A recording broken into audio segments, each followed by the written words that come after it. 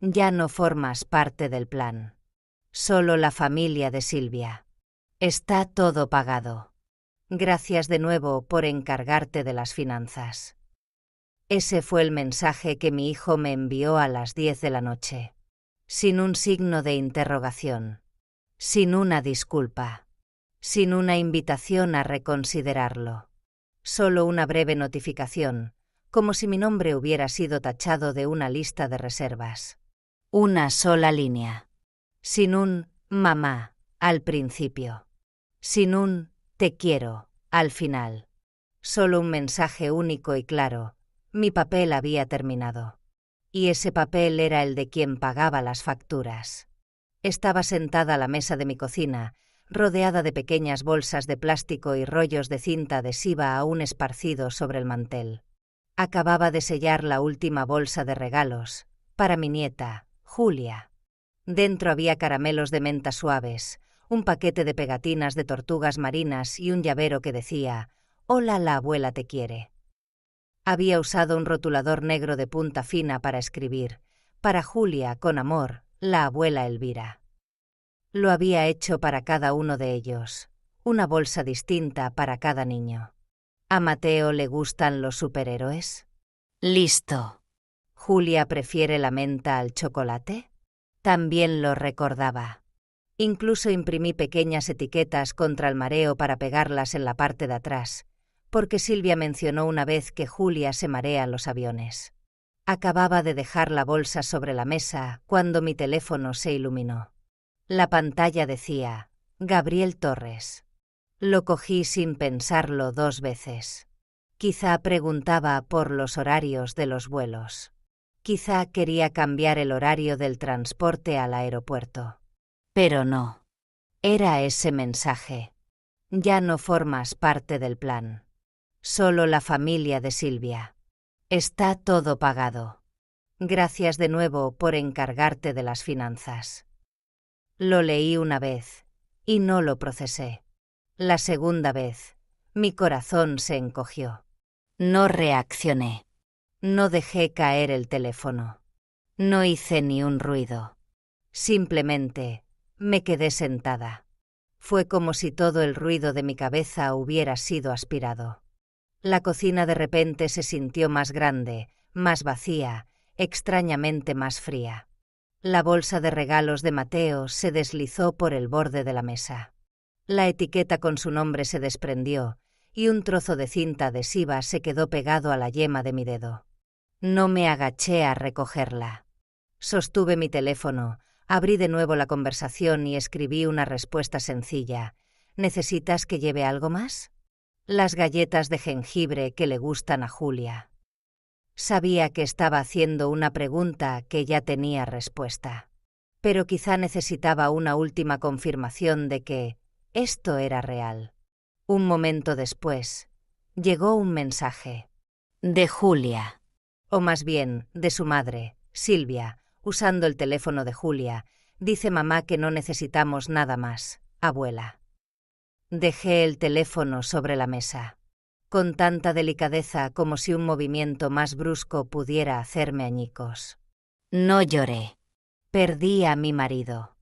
Sé cómo el duelo puede carcomerte durante años.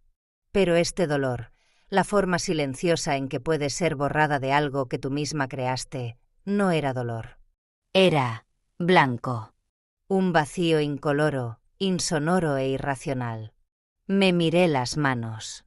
El trozo de cinta adhesiva seguía pegado a mi dedo. Un pequeño corte de papel junto a la uña, probablemente al abrir el rollo de papel de regalo. Yo solía ser una madre. Fui yo quien se quedó despierta toda la noche con Gabriel cuando tuvo fiebre a los 3 años.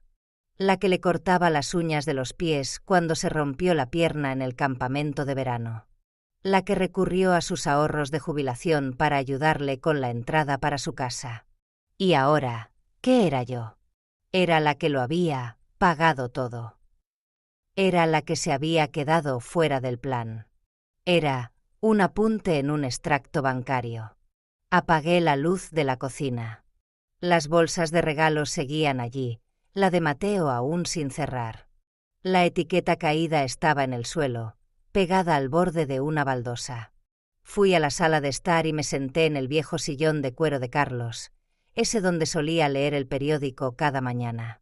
No encendí ninguna luz. Dejé que la oscuridad me envolviera como una manta, inodora, sin palabras, pero al menos no podía traicionarme. A la mañana siguiente me desperté más temprano de lo habitual. No por haber dormido bien. Todo lo contrario. Apenas había pegado ojo. Pero un cuerpo viejo se acostumbra a despertarse antes de que el sol entre por la ventana. Era una costumbre que Carlos había dejado atrás. Hice una cafetera, pero solo bebí media taza. El resto se enfrió en la encimera de la cocina. Lo miré como me miraba a mí misma, enfriándome, poco a poco, sin nadie a quien preguntar, sin nadie a quien importarle. Me levanté y abrí la ventana. El aire de la mañana en Alicante era agradable, fresco, con un ligero olor a sal del mar lejano. Pensé, solía encontrar paz en este aroma. Ya no. Ahora solo me recordaba lo que había sacrificado durante los últimos 3 años. Por ese viaje. Por ellos. 3 años. Ese es el tiempo que llevaba reuniendo cada euro, cada pizca de fe, cada pequeño sueño, como alguien que dobla diminutas notas de deseos y las mete en un frasco de cristal. Mi frasco tenía una etiqueta escrita a mano: Esperanza. Lo guardaba detrás de un jarrón de flores secas en el armario de la cocina. Cualquiera habría pensado que era solo decoración, pero para mí era donde guardaba mi razón para tener esperanza. Todo empezó después de que Carlos muriera. La casa se volvió inquietantemente silenciosa. Pero lo que más recuerdo fue la primera noche que me fui a la cama y no oí sus ronquidos. Siempre roncaba muy fuerte, en ráfagas cortas y rítmicas que habrían molestado a un extraño. Pero para mí era el ritmo de su presencia. Y la noche que se fue, el silencio me despertó de golpe, aterrorizada porque no oía nada. Una mañana abrí su armario. La camisa que se había puesto por última vez, de un azul pálido, con las mangas pulcramente remangadas, seguía colgada allí. Acerqué mi cara. Todavía olía a sol y a detergente. No la había lavado desde que falleció. La doblé y la guardé en una bolsa con cierre hermético, como si preservara la evidencia de que él había estado aquí. Después del funeral, cuando quitaron las flores y todos se fueron, empecé a pensar en las Canarias. El lugar al que él y yo habíamos ido de luna de miel. Éramos tan pobres entonces. Volamos con billetes de oferta, nos alojamos en un motel y comimos sándwiches envueltos en papel de aluminio, compartiendo cada comida. Pero Carlos no dejaba de decir: sonríes cada vez que hueles a coco, así que tengo que llevarte donde están los cocos. Recuerdo que se llevó a escondidas una toalla del hotel, no para robarla, sino para limpiarme la arena de los zapatos. Todavía tengo esa toalla. Está en el cajón junto a mi cama. Tiene algunas manchas, pero nunca la he lavado. Como la camisa, es parte de un recuerdo que no he enjuagado. 3 meses después del funeral, empecé a vaciar su estudio. Había una estantería llena de libros viejos, con las páginas amarillentas. Cada uno olía a tiempo. Llevé algunos al rastro para venderlos. El que más me costó soltar fue Moby Dick. No porque fuera una edición rara, sino porque en la contraportada él había escrito: para Elvira, mi faro. Recuerdo haber sostenido ese libro durante mucho tiempo antes de ponerlo en la mesa de venta. Alguien regateó. Asentí. Pero esa noche volví a abrir el armario y lloré sin hacer ruido. Y entonces cogí ese dinero, junto con algunos billetes de 10, algunos de 5, y empecé a meterlos en el bote de la esperanza. Cancelé mi suscripción a la televisión de pago. Dejé de recibir el periódico. Cada vez que mis amigas me invitaban a tomar un café o a comer, lo rechazaba, poniendo la excusa de que estaba ahorrando para arreglar el tejado. Nadie preguntó 2 veces. Empecé a dar clases de inglés online. A mi edad, llevar auriculares durante horas me daba dolor de cabeza, pero lo hice. Mis estudiantes de Corea, Brasil, Italia, ninguno de ellos sabía que yo era una anciana tratando de ahorrar suficiente dinero para llevar a mi familia a las Canarias. Solo me conocían como Miss Elvira, la que siempre tenía una infusión caliente en su taza y nunca apagaba la cámara. Solía tomar notas en un pequeño cuaderno cada vez que ganaba más dinero. La última página decía: billetes de avión, hecho. Villa, depósito pagado. Cena con espectáculo folclórico, 9 asientos confirmados. Sí, 9 personas, incluyéndome a mí. Imaginaba una velada junto al mar. Gabriel colocaría una foto de Carlos en el centro de la mesa. Yo llevaría velas de lavanda y cada uno de nosotros encendería una y compartiría un recuerdo de él. Julia diría: el abuelo me enseñó a hacer una flauta con una pajita. Silvia diría: me envolvió un regalo mi primer año como su nuera, porque mi propia madre vivía muy lejos. Gabriel se quedaría en silencio, con los ojos empañados, su mano descansando sobre la foto de su padre. Y yo estaría allí, sosteniendo la mano de mi nieta, y diría: vuestro abuelo amaba el océano. Pero lo amaba más porque podía compartirlo conmigo. Había imaginado esa escena tantas veces que me la sabía de memoria. Como una película. Como un ritual. Pensé, si podía llevar a la familia de vuelta a donde Carlos y yo empezamos, quizá ellos recordarían dónde empezó su familia también. Así que no solo reservé billetes. Llamé a la agencia para preguntar por asientos para personas mayores, porque la madre de Silvia tiene una pierna mal. Verifiqué si la villa tenía suficiente espacio para que los niños jugaran. Incluso diseñé camisetas a juego, con el nombre de cada uno y la frase: la familia es para siempre 2023. Hice todo eso sin querer ningún crédito. Solo pensé: un día, cuando ya no esté aquí, al menos recordarán, la abuela Elvira hizo esto por su familia. Solo, no pensé que no me invitarían. Que no tendría un asiento en la mesa. Que no podría encender una vela. Que no estaría en la foto. Solo, nunca imaginé que después de 3 años de ahorrar cada céntimo, lo que recibiría a cambio sería un asiento vacío, en la misma mesa que había imaginado que todos compartiríamos. Después de la pasada Nochebuena, empecé a darme cuenta de que ya no estaba en el centro. No lo había notado antes, porque mi corazón estaba demasiado ocupado. Ocupado preocupándose por los demás. Ocupado esperando. Y a veces, la esperanza puede volverte ciega. Ese día, Silvia acababa de servir el puré de patatas cuando dio una palmada y sonrió. Venga, una foto del núcleo familiar primero. Yo estaba de pie junto a la mesa, con una servilleta todavía en la mano. Sonreí y asentí por costumbre. Nadie me miró. Se alinearon junto a la chimenea, Gabriel, Silvia, los 2 niños y la madre de Silvia, Irene, de pie en el medio con su bastón. Las luces parpadeantes del árbol de Navidad se reflejaban en sus gafas de montura roja. Di un paso, como para unirme a ellos. Luego me detuve, porque nadie me miró y nadie me llamó. Después de que se tomaran la foto de la familia cercana, oí a alguien decir: ahora una con los tíos. Sí, 2 personas más caben perfectamente. Nadie me mencionó. Me limpié las manos de nuevo en la servilleta y fui a la cocina. Rellené la jarra de agua para las infusiones.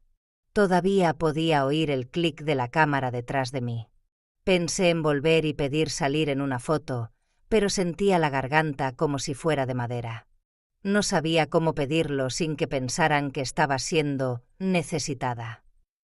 Me lavé las manos, limpié el fregadero y volví a salir justo cuando estaban sirviendo el postre. La Nochevieja pasada fue aún más clara. Toda la familia había planeado llevar jerseys rojos a juego, de estilo artesanal con un pino blanco tejido. Lo sabía porque Julia me había enviado una foto del diseño 2 semanas antes. Busqué toda la tarde en el Corte Inglés, pero no quedaba mi talla. Le pregunté a Gabriel, ¿los vais a comprar en grupo? Dejadme que pague el mío. Él había dicho, no te preocupes, mamá. Probablemente no te gustarían esos jerseys de todos modos. No le di mucha importancia. Pero entonces, esa noche, cuando entré en el salón, toda la familia ya estaba posando para una foto junto al árbol. Todos llevaban el jersey a juego. Excepto yo, con el mío viejo, azul marino. Le susurré a Silvia mientras le ofrecía el plato de galletas. Se agotó mi talla. Ella sonrió, sin apartar los ojos de su teléfono. No, no sabía que venías. Me quedé allí, sosteniendo el plato de galletas, congelada. No por el jersey, sino por la frase «no sabía que venías», como si mi presencia no fuera esperada. No estuviera planeada. No formara parte del guión de la reunión familiar. Me quedé allí unos segundos más. Luego fui a servirme una taza de infusión. Mi jersey azul se convirtió en la única mancha discordante en cada foto de esa noche. Y supe que nunca pediría una copia. Para el cumpleaños de Julia, todavía no me había rendido. Me levanté temprano y horneé un bizcocho de arándanos con mi vieja receta, del tipo que a ella le encantaba desde que era una niña pequeña con manos pegajosas y coletas. Incluso compré una vela con el número 10, plateada, con purpurina. Metí el bizcocho en una bolsa térmica y cogí el autobús hasta la casa de Gabriel. La casa ya estaba llena de gente. Estaban en medio del cumpleaños feliz. Sonreí y asentí a todos. Ni siquiera había abierto la caja del bizcocho cuando vi a Silvia sacar una tarta de chocolate de varias capas, enorme, preciosa, en un soporte de 3 pisos. Me quedé quieta un segundo. Julia abrazó a su madre, chillando, una tarta de mi pastelería favorita. Escondí el bizcocho de arándanos a mi espalda. Pensé que esperaría a que la fiesta se calmara y le ofrecería un trozo más tarde. Pero entonces Silvia dijo, como si fuera una señal, ahora sigue una dieta diferente. Ha tenido el estómago muy sensible esta semana. Al oír eso, no supe qué decir. Recordaba perfectamente que mi receta no llevaba lácteos. Había usado aceite de girasol y leche de almendras. Había pasado 1 hora en Google solo para asegurarme. Pero simplemente asentí y me llevé la caja del bizcocho a casa. La tapa nunca se abrió. La metí en la nevera. Unos días después, la llevé a la iglesia para donarla al grupo de apoyo de mayores. Nadie preguntó de dónde venía. Se comieron hasta la última miga. Incluso algo tan pequeño como enviar una foto de mi gata pasó desapercibido. Ese día le hice una foto a Lola, mi vieja gata, durmiendo con una pata sobre una caja de regalo, como si la estuviera protegiendo. Me pareció adorable, así que la envié al chat del grupo familiar.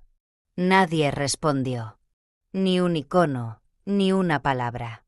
Unas horas más tarde, alguien compartió una foto de Silvia con un vestido nuevo, rojo, de pie frente a un espejo, sosteniendo una copa de vino. Gabriel respondió inmediatamente. Pulgares hacia arriba. Me quedé mirando ese mensaje, ese simple pulgar hacia arriba, y sentí que mi corazón se encogía. Yo solía ser la primera persona a la que Gabriel llamaba cuando tenía algo que decir que no podía contarle a nadie más. Yo solía ser el lugar donde descargaba sus miedos, ocultaba sus lágrimas y pedía consejo. Y ahora, ¿qué era yo? La remitente del único mensaje al que nadie respondió. Un fantasma en el chat familiar. Mi punto de quiebre no llegó con un grito. Llegó con el silencio. El silencio más frío es cuando todavía te invitan, todavía estás presente, pero no te cuentan. Estaban recortándome de la foto mucho antes de que me eliminaran del viaje. Yo solía ser el marco. Ahora, ni siquiera estaba en el fondo. No pude dormir esa noche. Mi cuerpo estaba cansado, pero mi mente era una máquina atascada en un bucle sin interruptor de apagado. Encendí la lámpara de la cocina sobre las 2 de la madrugada, preparé una taza de manzanilla y me senté con mi viejo portátil. Era el que Carlos me había comprado para mi jubilación. Plateado, un poco arañado en las esquinas. Lo conservé, sin cambiarlo nunca, en parte porque estaba acostumbrada y en parte porque me hacía sentir que todavía tenía el control de algo. Abrí la carpeta llamada Plan Maestro Viaje a Canarias. La había nombrado como una broma privada para mí misma, como si fuera la directora de una gran expedición, que, en cierto modo, lo era. Había coordinado todo, horarios de vuelos, destinos, número de personas, excursiones especiales para los niños e incluso un menú sin gluten para la madre de Silvia. Cada vez que completaba un paso, guardaba una nueva versión, numerada en secuencia. Había una paleta de colores para las camisetas familiares, una lista de medidas para las tallas correctas y notas sobre los hábitos alimenticios de cada niño. Trabajaba como una secretaria diligente, solo que nadie me había contratado. Me desplacé hasta el archivo bancario, fondo de viaje maestro vinculado. Lo abrí. La pantalla mostraba claramente 6 tarjetas secundarias vinculadas a mi cuenta. Resort pago final programado aerolínea, pagado en su totalidad coche de alquiler, retención pendiente excursiones, snorkel y cena folclórica paquetes de comidas, plan adaptado para niños acceso de emergencia, G. Torres. Autorizado. Lo miré fijamente durante unos segundos. Recordé haber aceptado que Gabriel usara una tarjeta suplementaria por comodidad, porque dijo que Silvia estaba demasiado ocupada en ese momento. No lo cuestioné. Solía creer que, si era una madre, confiar en mi hijo era lo mínimo. Hice clic en la pestaña Historial de transacciones. Al desplazarme hacia abajo, reconocí todos los grandes pagos iniciales. Hasta que vi esta línea, reasignación de reembolso 1.000 euros Viaje Sol, tarjeta asociada G. Torres, fruncí el ceño. Este código de transacción no estaba en el itinerario principal. Hice clic para ver los detalles. La descripción era breve: ajuste, billete de categoría superior, compensación de reembolso. Fue a mediados de abril. Traté de recordar, y entonces caí en la cuenta. Gabriel me había llamado un sábado por la mañana. Yo estaba en la biblioteca municipal, ayudando en el grupo de lectura infantil. Mi teléfono vibró. Habló rápido, con la voz un poco alterada. Mamá, escucha, he reservado sin querer los billetes equivocados para nosotros, asientos de categoría superior. No es reembolsable. Me piden la diferencia. ¿Puedes adelantarlo tú por ahora? Ya te lo devolveré. Recuerdo haber asentido sin pensarlo 2 veces. Incluso dije, no te preocupes, cariño. Mientras esté reservado, eso es lo que importa. Yo me encargo. Y luego, lo olvidé. No del todo, pero lo dejé pasar, como todas las otras veces que le había ayudado y luego me había olvidado. Porque era su madre. Y las madres ayudan. Abrí mi pequeño cuaderno, el que llamaba mi carpeta de promesas. En él había anotado cosas que me prometí a mí misma después de que Carlos muriera. No grandes resoluciones, solo pequeños recordatorios, cosas que no quería repetir. Primera página, primera línea, no pagues por una mejora si no te dan un asiento. Leí esa línea de nuevo, 3 veces. Mi corazón se ralentizó, pero cada latido se sentía más profundo.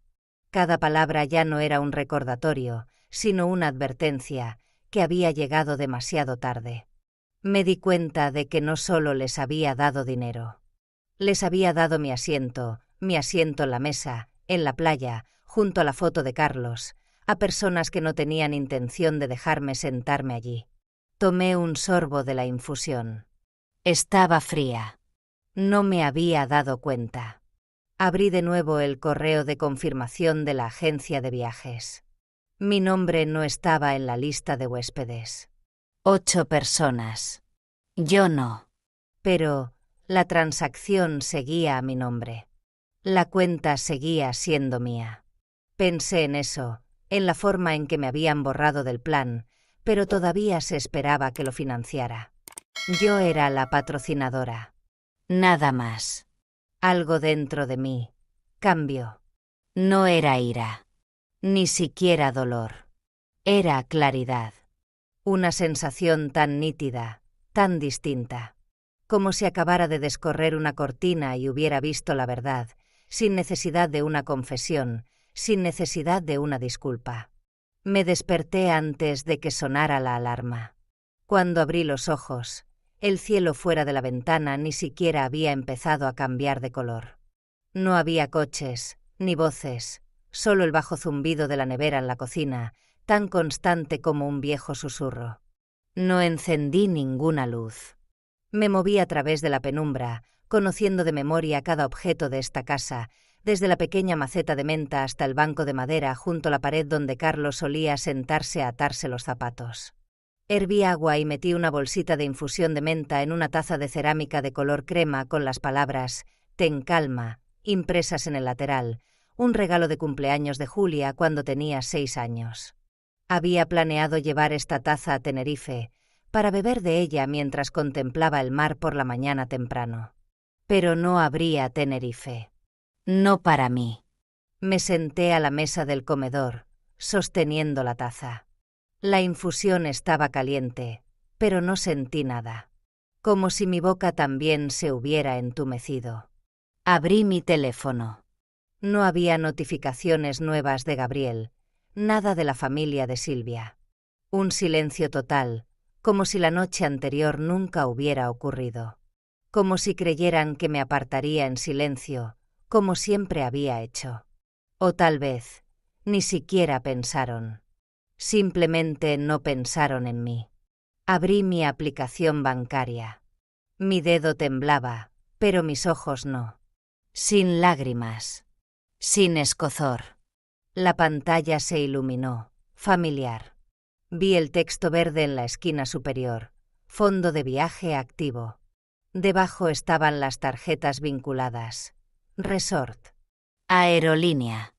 Excursión. Alquiler. Comidas. Una pequeña línea decía, tarjetas vinculadas. 6 titular de facturación. Elvira Torres. Respiré hondo y profundo. Luego abrí mis mensajes de texto. Escribí una línea. Puedo llevar las pulseras para el mareo para Julia. Recuerdo que se marea en el coche. La releí. Borré ella y escribí la pequeña. Pero luego lo volví a cambiar. No quería escribir nada diferente de lo que había en mi corazón. Le di a enviar. Puse el teléfono boca abajo y me levanté. Salí al porche trasero y revisé la cámara de seguridad montada en el poste de madera junto al bebedero para pájaros, la que Carlos había instalado a mano. Solía reírse y decir, los pájaros recordarán este lugar más tiempo que nuestra propia familia. Miré el monitor. Un gorrión estaba posado justo en el borde. Se quedó perfectamente quieto, sin volar. La primera luz de la mañana era suficiente para proyectar su sombra sobre el agua. Sonreí. No una gran sonrisa, solo un pequeño asentimiento en mi corazón. Susurré, tú sigues aquí. Y yo también. Volví a entrar y me senté de nuevo frente al portátil. La pantalla seguía abierta. La infusión ya estaba fría. No bebí más. Reabrí la aplicación bancaria. Mi dedo se deslizó hasta la configuración de la cuenta. Apareció una opción, bloquear todas las transacciones, todas las tarjetas vinculadas serán desactivadas. Se requiere autorización manual para reanudar. Leí esa línea como una declaración. Mis ojos se clavaron en la palabra bloquear, como si fuera la única puerta por la que podía pasar. Nadie estaba detrás de mí para detenerme. Ni Carlos, ni Gabriel, ni una disculpa. Me dije a mí misma, es la hora. Pulsé el botón. Apareció un cuadro de diálogo, de un gris pálido, con un texto claro. ¿Estás segura? Las tarjetas vinculadas se desactivarán inmediatamente. Respiré hondo y pulsé sí. A las 8:15 de la mañana, pulsé el botón para bloquear la cuenta. Nadie lo sabía. No sonaron alarmas, no sonaron campanas en la casa de nadie. Solo una única confirmación en mi pantalla. Todas las transacciones vinculadas están ahora bloqueadas. Me quedé mirándolo durante un largo momento. Luego, con un extraño y nuevo hábito, cerré el portátil con suavidad, mis manos descansando sobre la tapa unos segundos más. Fue una exhalación lenta y antigua, del tipo que solía ver hacer a Carlos cuando cerraba su maletín después de un largo día en el ayuntamiento. Me dije a mí misma, por primera vez en años, he recuperado el control sin levantar la mano para pedir permiso. Alrededor de las 8:40, mi teléfono empezó a vibrar. Primero, un mensaje de texto. El nombre que apareció, Gabriel. El primer mensaje era simple: mamá, la tarjeta no funciona. Puedes mirarlo. Puse el teléfono boca abajo. Me preparé una nueva infusión, esta vez de menta y jengibre.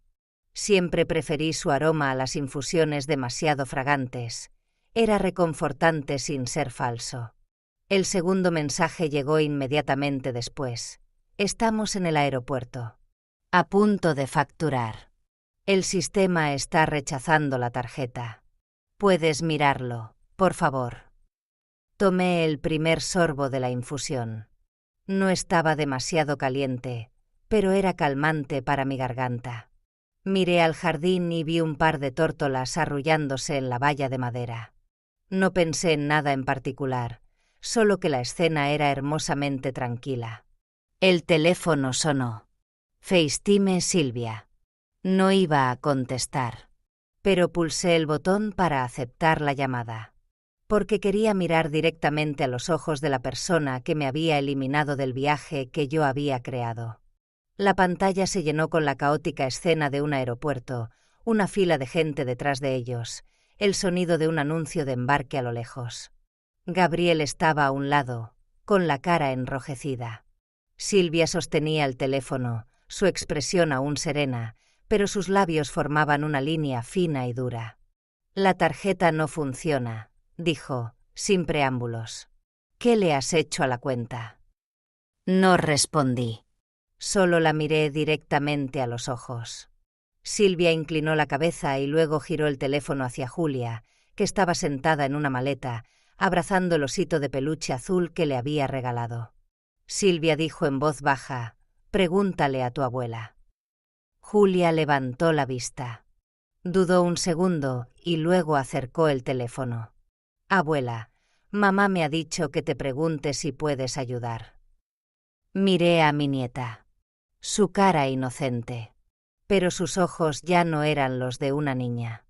No es que lo entendiera, pero pude ver que estaba aprendiendo algo que un niño no debería tener que aprender tan pronto, como pedir algo que no entendía en nombre de un adulto. Tragué saliva. Amaba a esa niña. La había acunado para dormir, le había frotado la espalda cuando se mareaba en el coche. Me había sentado con ella en urgencias cuando se rompió el brazo patinando. Pero sus ojos, en este momento, me dolían de una manera diferente, porque sabía que ella no era la que estaba equivocada, pero le estaban enseñando a ser parte de lo que estaba mal. Extendí la mano y terminé la llamada. Luego, abrí mi teléfono y volví a la aplicación bancaria. En la esquina de la pantalla apareció una pequeña línea de texto. Bloqueado, se requiere reautorización manual. Deslicé el dedo hacia la configuración y desactivé todas las notificaciones de sonido de la aplicación bancaria. Fue como si estuviera desconectando un viejo circuito, el que conectaba mi cartera con mi silencio. No quería oírla sonar si alguien intentaba retirar dinero de mí de nuevo. Ya no era mi responsabilidad. A las 9:10 de la mañana, recibí un correo electrónico. Asunto: confirmación de cancelación de reserva Villa Atardecer del Pacífico. Lo abrí. El contenido era simple, educado. Estimada señora Elvira Torres, Le escribimos para confirmar la cancelación de su reserva en la Villa Atardecer del Pacífico, según lo solicitado por el titular principal de la cuenta. Todos los pagos serán reembolsados de acuerdo con nuestra política. Esperamos darle la bienvenida en el futuro. Lo leí 3 veces. No para mayor claridad, sino para saborearlo. Cada una de las palabras. Dejé el teléfono. Eché la cabeza hacia atrás contra la silla. Nada en la habitación había cambiado. Pero algo dentro de mí sí. Ya no sentía que tenía que disculparme por gastar mi propio dinero. Ya no sentía que estaba en una fiesta sin tener un asiento. Ya no esperaba a que dijeran mi nombre. Yo misma había dicho mi nombre. Y esta vez, lo había oído. No miré mi teléfono durante el resto de la tarde. Lo dejé boca abajo, un nuevo hábito, como darle la espalda a un pasado que ya no quería cargar. Pasé la tarde limpiando la cocina. No porque estuviera sucia, sino porque mantener mis manos ocupadas evitaba que mi mente diera vueltas. Saqué un cepillo y fregué las encimeras de piedra, luego limpié la parte inferior del grifo. Eran los lugares que la gente rara vez notaba, pero yo sí. Sobre las 3, me preparé un café con hielo, la mezcla descafeinada que siempre compraba en la tienda local, y me senté en la silla de madera junto a la ventana. Una ligera brisa del océano comenzó a entrar por la mosquitera. No encendí un ventilador ni la radio. La casa estaba tan silenciosa que podía oír las garras de un gorrión golpeando la jardinera de hierro de fuera. Abrí el cajón de la mesita auxiliar. Dentro había un diario encuadernado en cuero marrón oscuro. No era brillante. Las esquinas estaban ligeramente desgastadas y olía a cuero viejo. Carlos lo había usado como libro de registro cuando era jefe de urbanismo del ayuntamiento. No lo había abierto en años. Coloqué el diario sobre la mesa. Pasé la mano sobre las palabras que él había escrito hacía mucho tiempo con tinta azul. Apunta lo que importa. El resto se olvidará solo. Pasé a la primera página en blanco. Cogí un bolígrafo. Y escribí. No una lista de gente a la que invitar. No. Escribí un título simple, los no fotografiados. El primer nombre que escribí, Luisa Fernández. Estábamos en la misma clase de yoga en el centro cívico. Era una mujer menuda con el pelo plateado que le caía sobre los hombros, y a menudo olvidaba las últimas posturas de cada sesión. No porque fuera descuidada, sino porque la quimio la dejaba cansada. Un día llovía y no consiguió que nadie la recogiera. La llevé a casa. Se sentó en el asiento trasero, agarrando su bolso, en silencio. Cuando le pregunté si alguien la esperaba en casa, dijo en voz baja: «Nadie me espera desde hace 2 Navidades». El segundo nombre, Odilia Montero. Nos conocimos en la iglesia, en la reunión de los miércoles para mujeres mayores. Mi coche se había averiado ese día. Estaba sentada en las escaleras, a punto de llamar a la grúa. Odilia, una mujer alta, con la espalda ligeramente encorvada, se acercó. No hizo muchas preguntas, solo me tendió las llaves de su coche. «Sube. Ya no tenemos tiempo para esperarnos las unas a las otras». Odilia había sido enfermera, se jubiló antes para cuidar de su marido después de su derrame cerebral. Él falleció hace 4 años. Desde entonces vivía sola, cuidaba su jardín y horneaba galletas para la biblioteca. Nadie en la iglesia sabía su nombre, solo la llamaban la señora del pelo blanco. El tercer nombre, Salomé Quirós. Solía ser la bibliotecaria de la biblioteca local. La conocí durante la hora del cuento infantil. No como la cuentacuentos, sino como la mujer que se sentaba en la última fila, escuchando. Venía todas las semanas. Una vez, me senté a su lado y le pregunté si tenía nietos. Salomé sonrió y dijo: «Los tengo, pero solo envían fotos, no invitaciones». La había visto pasar la mano por los lomos de los libros como si acariciara recuerdos. La forma en que se movía tan silenciosamente, se sentaba tan quieta, no pedía nada, me hizo pensar, se parecía más a mí de lo que me había dado cuenta. Escribí esos 3 nombres con letras firmes y regulares. Sin prisa, sin temblor. Como si los estuviera tallando en un trozo de madera. Cada trazo tenía su propio significado. Me senté en silencio, mirando esos 3 nombres durante un largo rato. Luego dejé el bolígrafo. Cogí mi teléfono. Encontré primero el número de Luisa. Respondió al tercer tono. ¿Diga? Su voz era un poco ronca, pero no cansada. Sonreí suavemente. Luisa, soy yo, Elvira. Ah, hola, Elvira. ¿Va todo bien?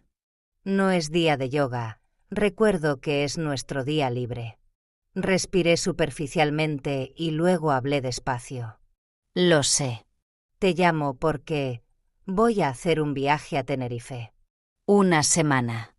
He alquilado una villa cerca del océano. No es un grupo grande, solo 4. Y me gustaría que vinieras. Silencio. Luego Luisa dijo, con la voz llena de sospecha, ¿Tenerife? ¿Vas a pedirme que pague algo? Me reí. No una carcajada, pero sí una risa de verdad. No. Nadie tiene que pagar nada. Solo haz la maleta con ropa de abrigo, un sombrero de ala ancha y un par de sandalias cómodas. ¿Por qué yo? Porque creo que es hora de que alguien recuerde que sigues aquí. Y estoy harta de esperar a que otros lo hagan. Luisa no respondió de inmediato. Podía oír su respiración suave. Luego dijo, iré. Llamé a Odilia, luego a Salomé. Cada una reaccionó de la misma manera, con sorpresa, con cautela y luego con un temblor en la voz. Como si hubieran pasado toda su vida siendo invitadas tarde, o nunca. Guardé las fechas. Marqué el día de salida. Llamé yo misma a la agencia de viajes y volví a reservar la villa, esta vez para 4, sin pedir tronas, sin excursiones diseñadas para una unidad familiar. Solo un grupo de mujeres que habían sido ignoradas, ahora siendo llamadas por su nombre, con sus propias voces. Ese fue el momento en que me di cuenta. Podían eliminarme del plan de otra persona, pero no podían eliminarme del mío. Ya no era yo la que enviaba mensajes que nadie respondía. Era yo la que cogía el teléfono y hacía la llamada. Llegamos a Tenerife una tarde de marzo. El cielo estaba tan despejado que podía ver el reflejo de las nubes en el océano. Desde el avión, el mar se extendía debajo, una vasta extensión de azul, silencioso y majestuoso, como una abuela pensativa, una que conocía todos los secretos pero no sentía la necesidad de contarlos. Cuando el avión aterrizó, Luisa me tomó la mano. No dijo nada, solo la sostuvo. Su mano era delgada, sus uñas cortas, pero pude sentir la suave presión. Un apretón lo suficientemente firme como para decir «gracias», sin palabras. La furgoneta de alquiler nos llevó a la villa. No era la grande que había reservado originalmente para mi familia, la que tenía un jardín enorme, la piscina de agua salada y un comedor lo suficientemente grande como para que 9 personas se sentaran sin que nadie se sintiera apretado. No, este lugar era más pequeño. Las baldosas eran de un color crema desgastado. El aire olía a sal y el ventilador de techo hacía un suave y rítmico chasquido. Pero era cálido. No cálido por la temperatura, sino por la sensación, era justo lo suficiente. Justo lo suficiente para 4 mujeres y un marco de fotos en el medio. Coloqué la foto de Carlos en la mesa de comedor de madera, justo al lado de un jarrón con flores silvestres que la propietaria nos había dejado. Era un marco de tamaño mediano con un borde de nogal. La foto que elegí era del riendo, con la cabeza ligeramente inclinada hacia atrás, los ojos entrecerrados por el sol. Para que él también tenga un sitio en la mesa, dije.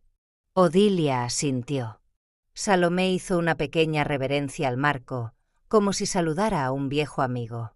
Luisa tocó suavemente el borde del marco y luego sacó un pañuelo para secarse los ojos. Cenamos algo sencillo. Preparé un potaje de alubias blancas con zanahorias y perejil. Nada sofisticado. Era el potaje que había cocinado todo el invierno después de que Carlos muriera, porque era fácil de comer, fácil de hacer y requería muy poco esfuerzo mental. Todavía recordaba sus palabras. El perejil es lo que hace que un plato sencillo parezca decente. Todas comieron con gusto. Odilia pidió un segundo plato y luego dijo: «¿Alguien quiere que lave los platos?». Puse mi mano sobre la suya. Aquí nadie tiene que demostrar que sigue siendo útil. Odilia levantó la vista, sus labios temblaban como si quisiera decir algo, pero solo asintió. Se volvió a sentar, dejando escapar un suspiro suave y lento. Después de la cena, Salomé salió a la playa. Iba descalza, con las sandalias en la mano y una chaqueta ligera atada a la cintura. Luisa y yo nos sentamos en los escalones del porche, mirándola. Salomé caminaba despacio, el agua lamiendo sus pies. Miró al cielo y luego se volvió hacia nosotras. «¿Alguien se ha escrito alguna vez una carta a sí misma?», gritó. «Yo estoy a punto de hacerlo». Luisa se rió a carcajadas. «Por primera vez en todo el día. ¿Qué vas a escribir?». Salomé se encogió de hombros. «Creo que escribiré. Fuiste. Nadie te invitó. Pero fuiste». Casi al final de la cena, cuando todas empezaban a levantarse para lavarse las manos, abrí mi portátil. No para revisar mi cuenta bancaria, ya había cortado todos los vínculos. Solo abrí mi bandeja de entrada de correo electrónico. 2 mensajes nuevos. Mismo asunto, fondo de viaje. El primero era de Gabriel. Tuvimos que usar una tarjeta de crédito para arreglar las cosas después de lo que pasó. ¿Puedes devolver el dinero del depósito? Estamos en un aprieto muy grande. Quizás solo con la mitad estaría bien. Te lo devolveré cuando me recupere. No había un «mamá, nos equivocamos». Ni un «te dejamos fuera del plan y usamos tu dinero como si fuera nuestro derecho». Solo «devuelve el dinero». No respondí. Abrí el segundo correo. «Silvia», escribió. Solía decir que Carlos hacía que todo girara en torno a él. «No dejaré que tú continúes con ese legado». Solo una línea. Sin saludo, sin despedida. Como una estocada final y certera. Me quedé mirando esa frase. «No dejaré que tú continúes con ese legado». No sé por qué, pero en ese momento, sonreí. No una sonrisa amarga, sino una sonrisa de comprensión. Tiene miedo de no poder olvidarme. Cerré el portátil. Sin decir una palabra. Lo guardé en un cajón del escritorio, me levanté y fui a preparar una infusión. Esa noche, nos sentamos en el porche, las 4, la brisa marina susurrando entre las hojas de las palmeras. Salomé leyó un breve texto que acababa de escribir, Odilia dibujaba algo en un cuaderno con un lápiz, y Luisa tejía una fina bufanda de lana. Sus manos temblaban, pero sus puntos eran uniformes. Nadie mencionó a la familia. Nadie preguntó por los niños. Nadie tuvo que fingir ser feliz. Pero cada sentimiento, cada sonrisa suave, decía más que cualquier palabra. Miré la foto de Carlos, la luz del porche brillando en el cristal. Su rostro seguía sonriendo, como si estuviera escuchando nuestra conversación. Apoyé la mano en el borde de la mesa y susurré para mí misma: «Ellas se acuerdan de mí, cariño. Y no he tenido que hacerles un regalo ni pagarles el viaje». Esa noche, recogí la mesa de la cena más despacio de lo habitual. No porque estuviera cansada, sino porque necesitaba el tiempo. Cada plato, cada cuchara, hacía un pequeño y distintivo sonido al colocarlo en el escurridor, como si la propia cocina intentara susurrarme algo. Salomé estaba sentada en el porche, escribiendo en un trozo de papel grueso y texturizado, del tipo que había visto en la vieja papelería de la esquina. Odilia estaba pelando una manzana, no para comerla, sino solo para mantener las manos ocupadas. Y Luisa había tejido otra fila de su bufanda, luego la dejó, la recogió y la volvió a dejar. Fui a mi dormitorio y abrí el cajón superior de la mesita de noche. Dentro había una pequeña bolsa de tela de color gris pálido, la que contenía las velas de viaje que había comprado hacía 3 meses. 6 pequeñas velas blancas y una de color lavanda que había comprado por separado. Era diferente al resto.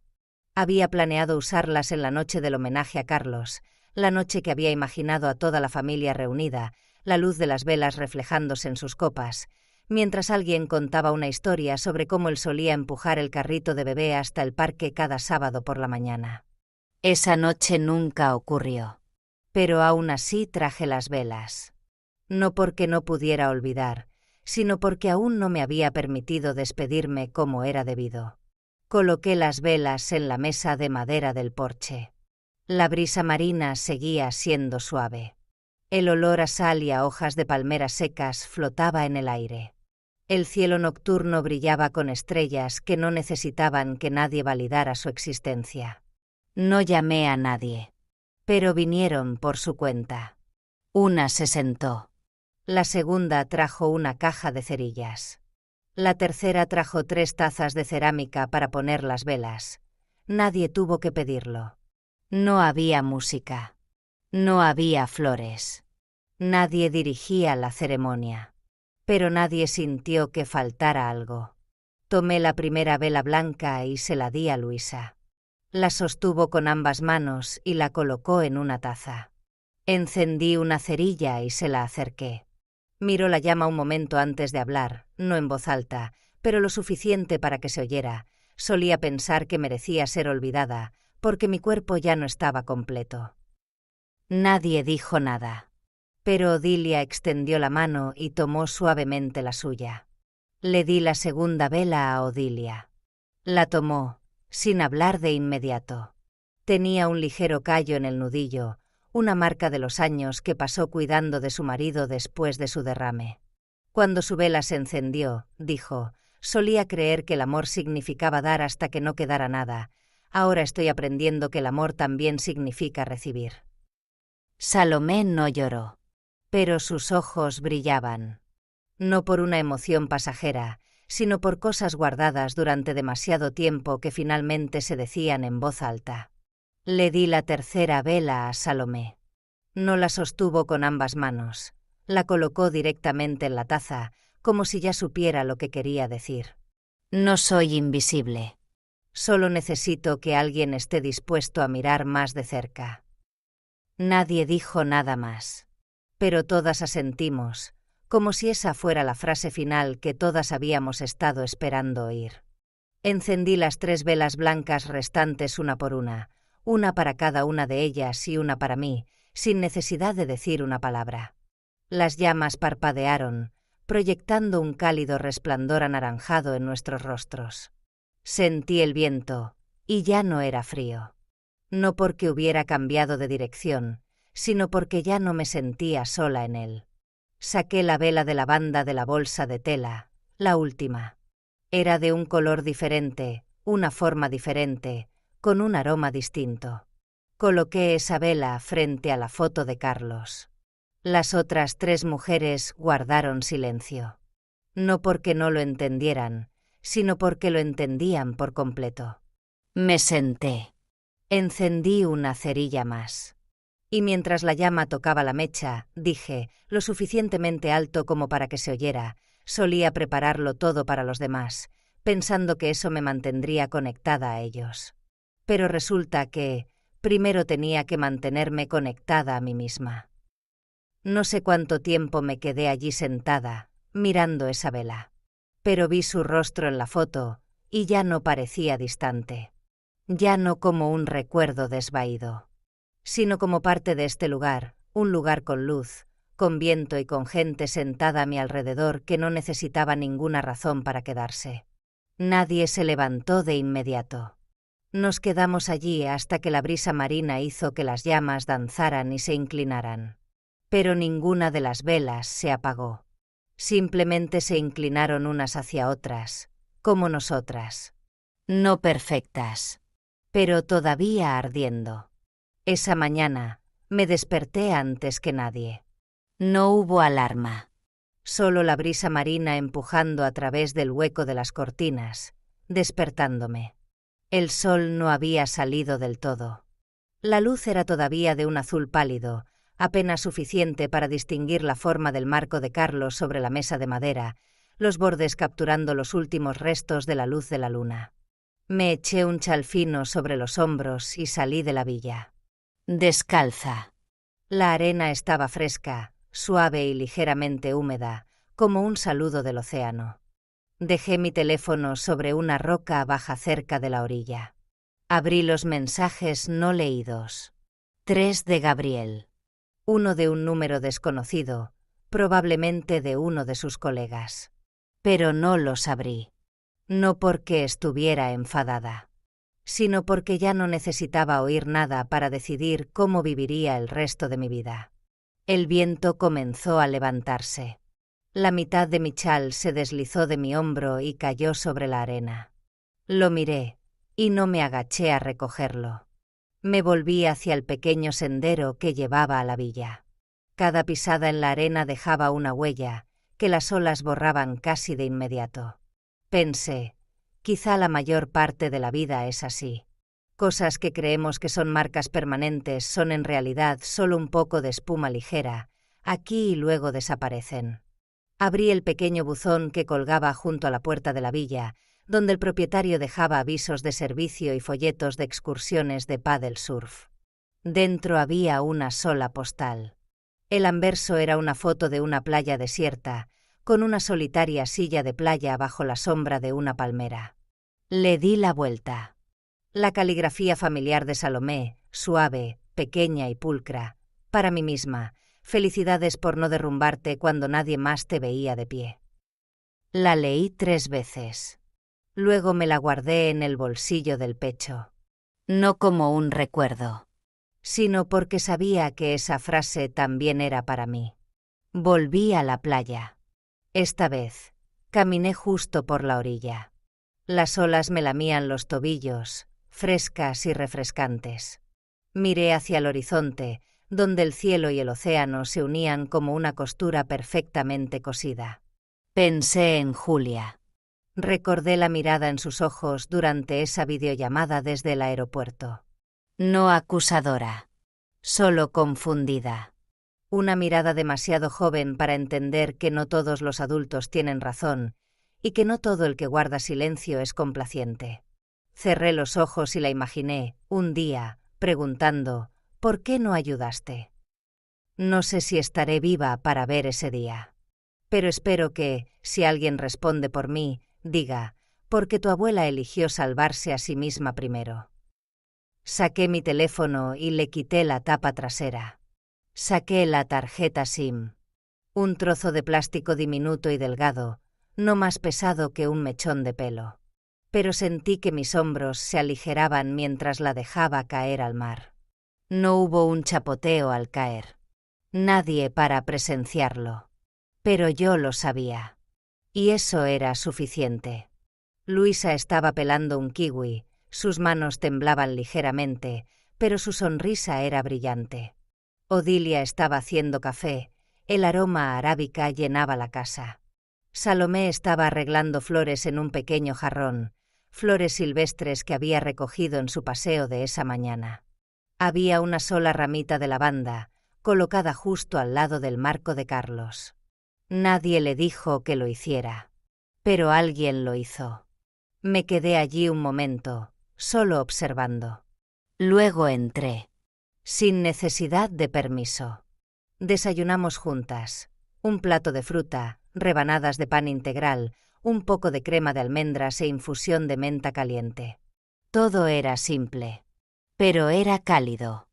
No cálido por la comida, sino porque por primera vez en años supe que estaba en el centro, no porque pagara por ello, no por un título, sino porque fui elegida. y porque yo las había elegido a ellas. Solía pensar que me habían dejado atrás. Solía creer que mi valor residía en cuanto podía dar. Pero la verdad era que simplemente no había estado caminando en la dirección correcta.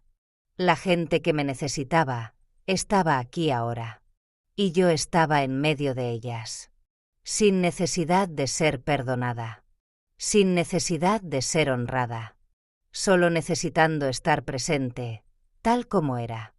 Ya no necesito una disculpa. Necesito mi libertad. Y la elegí, nadie me la dio, y nadie me dio permiso. Si alguna vez, aunque solo sea una vez, te has sentido desvanecer en una habitación que solías llamar hogar, compártelo conmigo en los comentarios. Te escucho. La gente como nosotras, seguimos aquí. Y esta vez, no nos quedaremos en silencio.